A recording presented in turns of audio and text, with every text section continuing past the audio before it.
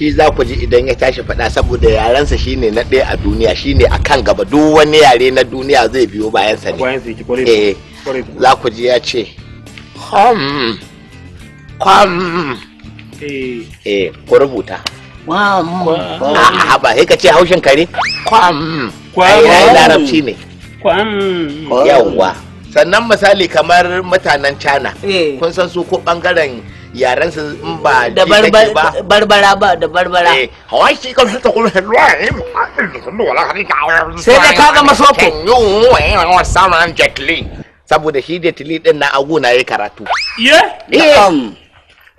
Ai kuna ganin shi a talabijin ko? Warai ma kuwa. To aguna yayi karatu. Shi Jet Li din. Allah sarki. Saboda haka su in za su faɗa za ku ji sun ce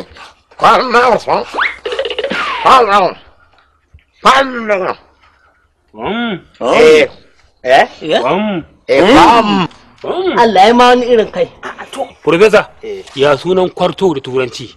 To, yanzu za a gaya ma shi ne quartes. Yawwa. Quartes. Yawwa. Ya sunan mangala da turanci? Mangala. Za ka iya cewa mangalios. Mangalios. Wala ya iya. Mangalios. Mangale. Mangalios. Mangale. Mangalios. Mangalios. Ai ka ce Leos din nan shine ta tabbata mangala. Mangalios. Yawa. Ka san tsiyar cin kwaki kenan. Har abana abadin ka ci kwaki ka kwanta da kwaki. Ina za ka yi basira? Ba zan ba. Dan gidan Basiru. Dan shi ne dan gidan Basiru. Dan gidan Mashela.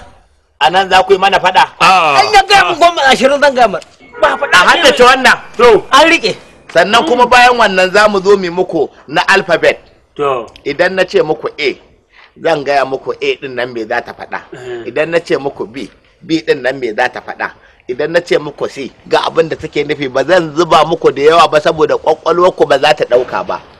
Allah da Annabi ai da ko saboda kin ga